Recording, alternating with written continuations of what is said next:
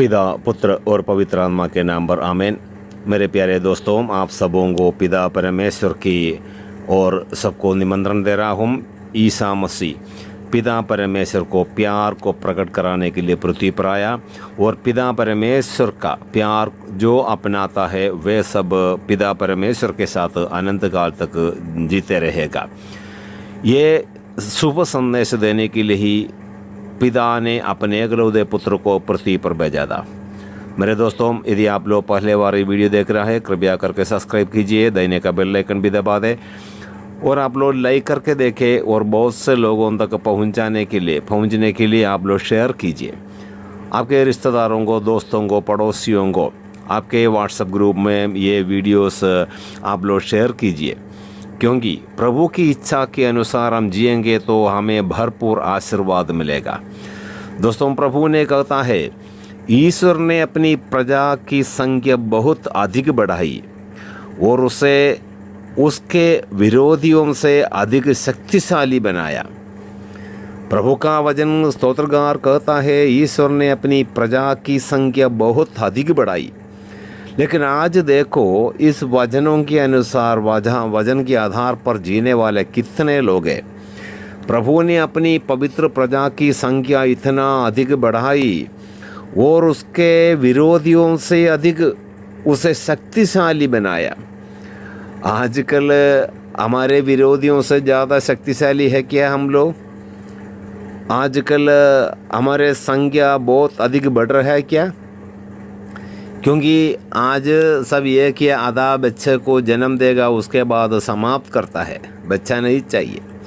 आजकल युवती युवा केवल शादी करता है केवल आनंद मनाने के लिए, मौज मस्ती करने के लिए, और बच्चों को जन्म देकर वो जिम्मेदारी लेना नहीं चाहता है।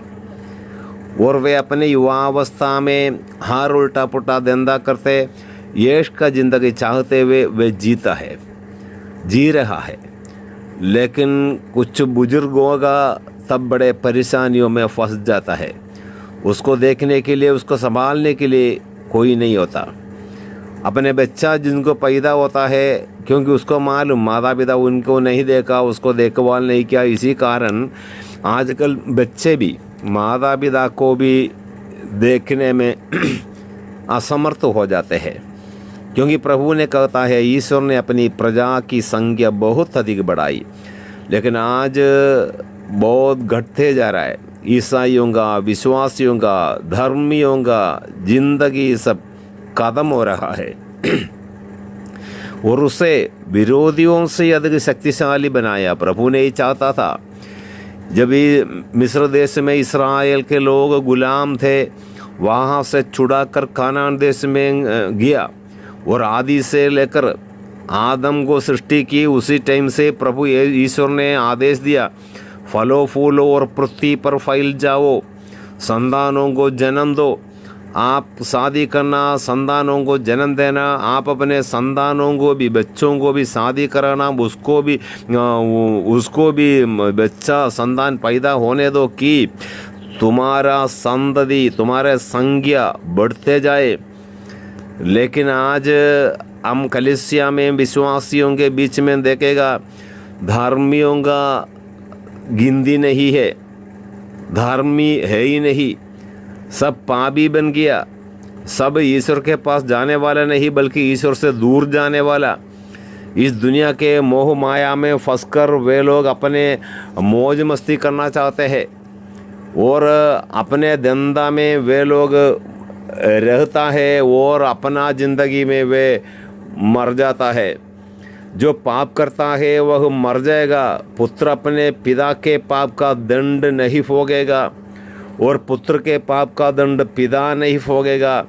धर्मी को अपनी धार्मिकता का फल प्राप्त होगा और दुष्ट को अपनी दुष्टता का फल मिलेगा। हालेलुया। मेरे दोस्तों, एसकीएल नबी 18 अध्याय में कहता है, जो पाप करता है वह मर जाएगा। मर जाएगा मतलब हर आदमी मरेगा, लेकिन द्वितीय मृत्यु अर्थात मरने के बाद जो नरक अग्नि में जो फेंक दिया जाएगा उसी को द्वितीय दोबारा मृत्यु कहता है, द्वितीय मृत्यु। तो जो पाप करता है मरने के बाद नरक के आग में उसी झुंड वहाँ पर लेक ऑफ फायर में डाल दिया जाएगा। वही दोबारा मृत्यु है। जो पाप करता है और जो पिताजी पाप करता है, बेटा उस पाप से मरेगा नहीं। यदि बेटा पाप करता है उस पिता से पिताजी भी नहीं मरेगा। इसलिए वचन कहता है पुत्र अपने पाप का दंड नहीं भोगेगा और पुत्र के पाप का दंड पिता नहीं भोगेगा। धर्मी को अपनी धार्मिकता का फल प्राप्त होगा और दुष्ट को अपनी दुष्टता का फल मिलेगा। हालेलुया। तो मेरे दोस्तों, हमें क्या पुरस्कार मिलने वाला है? जब मरेगा उस दिन हमें क्या पुरस्कार मिलेगा? धार्मियों का फल मिलेगा या दुष्टता का फल मिलेगा? यदि हमने धर्म आचरण किया हुआ है उसका पुरस्कार मिलेगा।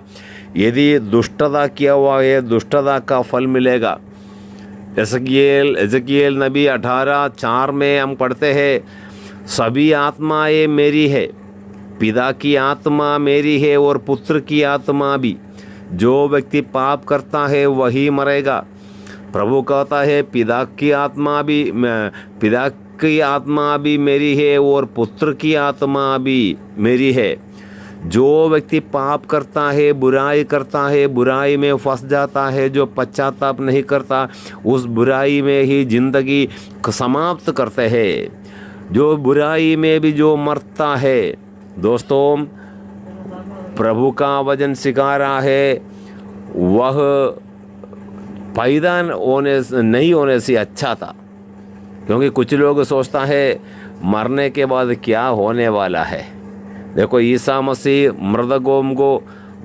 मृतकों को जिलाया और मृत्यु से प्रभु ने जी उड़ा कि हर मनुष्य जी उड़ेगा मरने के बाद। प्रज्ञा ग्रंथ अध्याय 3:1 में पढ़ता है, धर्मियों की आत्माएं ईश्वर के हाथ में है, उन्हें कभी कोई कष्ट नहीं होगा। धर्मियों की आत्मा ईश्वर के हाथ में है, उन्हें कभी कष्ट नहीं होगा। तो जो बुराई करने वाला, अभिशाप देने वाला, ईश्वर की आज्ञाओं को उल्लंघन करने वाला, वे सब कहाँ रहेगा? प्रभु कहता है धर्मियों की आत्माएं ईश्वर के हाथ में है, धर्मियों के आत्माएं ईश्वर के हाथ में। तो बुराई करने वालों की आत्मा कहाँ पर है? ईश्वर ने अपनी प्रजा की संख्या बहुत अधिक बढ़ाई, लेकिन आजकल हम देखेगा तो शैतान के संतान दुनिया में बढ़ते जा रहा है। कलीसिया छोड़ रहा है, नास्तिक बन रहा है और शैतानी पूजा में बहुत से लोग जा रहा है और शराब के दुकान में जा रहा है, हार उल्टे पुल्टे धंधा में विश्वासी गण जा रहा है। और प्रभु कहता है धर्मियों की आत्माएं ईश्वर के हाथ में है, तो दुष्ट लोगों का आत्माएं शैतान के पास भी जाएगा। उसी को द्वितीय मृत्यु कहता है, जो सेकंड डेथ कहता है, जो लेक ऑफ फायर में डाल दिया जाएगा, आग की भट्टी में, जो नरक की आग में जो डाल दिया जाएगा, उसको द्वितीय मृत्यु सेकंड डेथ कहता है। क्योंकि प्रभु के हाथ में आने वाला धार्मी लोग इस दुनिया में बहुत कम है। इसी कारण पिता अपने पुत्र को भेजा और उस पुत्र ने सबसे पहले आदेश दिया, पश्चाताप करो और सुसमाचार में विश्वास करो। हर एक इंसान को प्रभु ने बुला रहा है पश्चाताप करके सुसमाचार में विश्वास करते हुए आनंद जीवन का सहभागी बनने के लिए। लेकिन देखो दोस्तों, ईश्वर ने मनुष्य को अमर बनाया, उसने उसे अपना ही प्रतिरूप बनाया। शैतान की ईर्ष्या के कारण ही मृत्यु संसार में आई है। जो लोग शैतान का साथ देते हैं वे अवश्य ही मृत्यु का शिकार हो जाते हैं। यह मृत्यु का शिकार का मतलब नरक के संतति बन जाएगा। शैतान की ईर्ष्या के कारण ही मृत्यु संसार में आई है।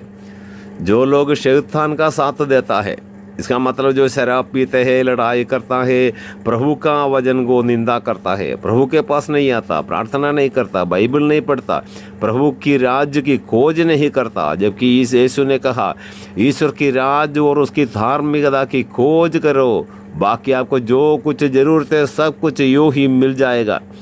तो हमें जो भी आशीर्वाद मिलना, चंगाई मिलना, इस दुनिया में स्वास्थ्य लाभ मिलना, जो भी ज़रूरतों पर ईश्वर की आशीर्वाद मिलना है, उस आशीर्वाद हम पा नहीं पा रहा है। देखो, प्रभु से मांगेगा, प्रभु कहते हैं मांगो तुम्हें दिया जाएगा।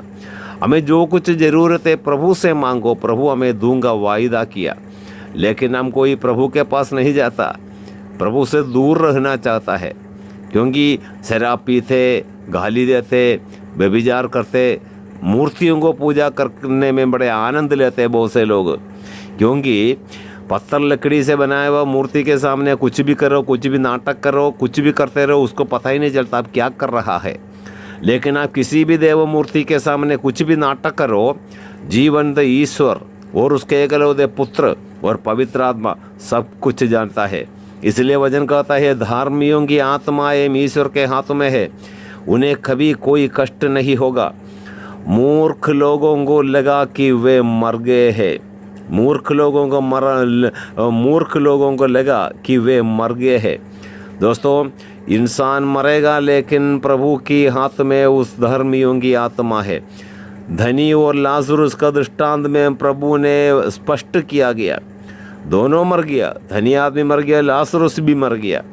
लेकिन धनी आदमी नरक के आग में, उस पीड़ा के जगह में पहुंच गया।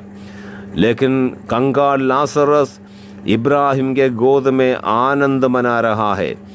यह सच्चे ईश्वर जो दुनिया में इंसान बनकर आया, उस ईसा मसीह ने कहा, ये दृष्टांत हमने नहीं बोला।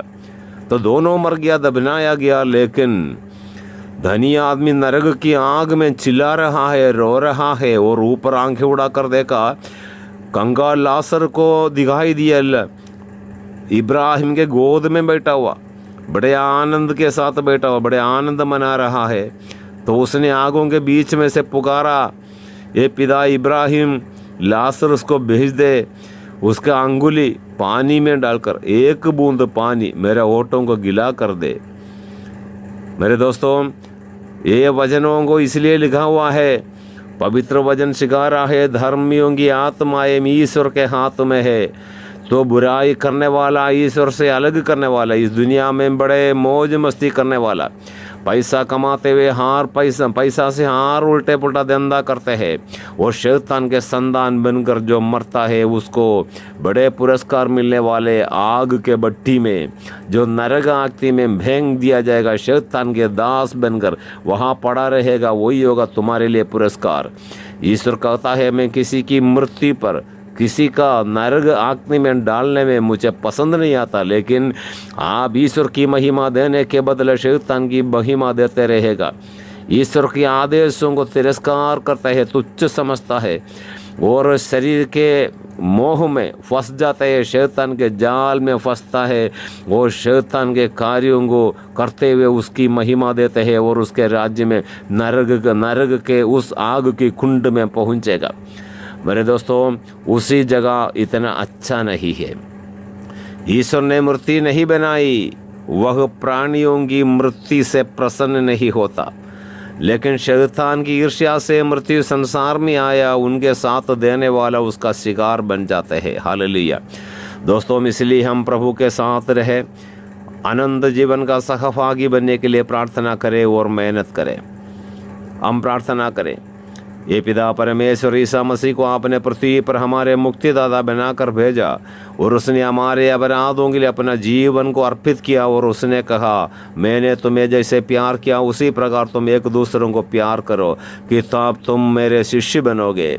हे प्रभु यीशु, जो वचन सुन रहा है इन सबों को आपका शिष्य बना दे, और हर बुराई से, परेशानियों से, समस्याओं से, बीमारियों से उन्हें दूर रख दे। प्रभु आप अपने आशीर्वादों से भर दे। ये जो वचन सुनता है, वचन को सब्सक्राइब करता है, लाइक करता है और शेयर करता है, बहुत से लोगों तक इस वचनों को पहुंचाने के लिए मेहनत करता है, उन सबों को और उनके परिवार के प्रत्येक सदस्यों को आशीर्वाद दे प्रभु। युवक युवतियों के लिए हम प्रार्थना करते हैं, सारे रोगियों के लिए प्रार्थना करते हैं, जो गरीब लोग हैं, कंगाल है, उन सबों के लिए प्रार्थना करता है। घर में जो लड़ाई झगड़ाई करते हैं, उन सबों के लिए प्रार्थना करते हैं। प्रभु यीशु, आप अपने पवित्र प्रेम में अपने शांति से भर दे प्रभु। जो इस वचन सुनता है, विश्वास करते हैं, उनके परिवार मराई से आशीर्वाद दे प्रभु। सबके ज़िंदगी में शांति मिले, प्यार मिले और उनके कमाई में बढ़ोतरी हो गए। ओ ये प्रभु यीशु, उनके सारे शरीर को स्वास्थ्य लाभ प्रदान कर। हर बीमार रोगी है, उन सबों के लिए भी प्रार्थना कर रहा हूँ प्रभु यीशु। आप अपने पवित्र लहू से उन्हें धो दीजिए, आप अपने पवित्र आत्मा से संचालित भर कर संचालित कर दीजिए प्रभु। Hallelujah, glory glory glory glory glory, hallelujah hallelujah. पिता परमेश्वर की महिमा हो, हालेलुया। यीशु मसीह के नाम पर पिता परमेश्वर को महिमा आनंद काल तक, हालेलुया। ये प्रभु यीशु, हम सबों पर आप अपने हाथ बढ़ाकर हमें आशीर्वाद दे दीजिए, पिता पुत्र और पवित्र आत्मा के नाम पर, आमीन।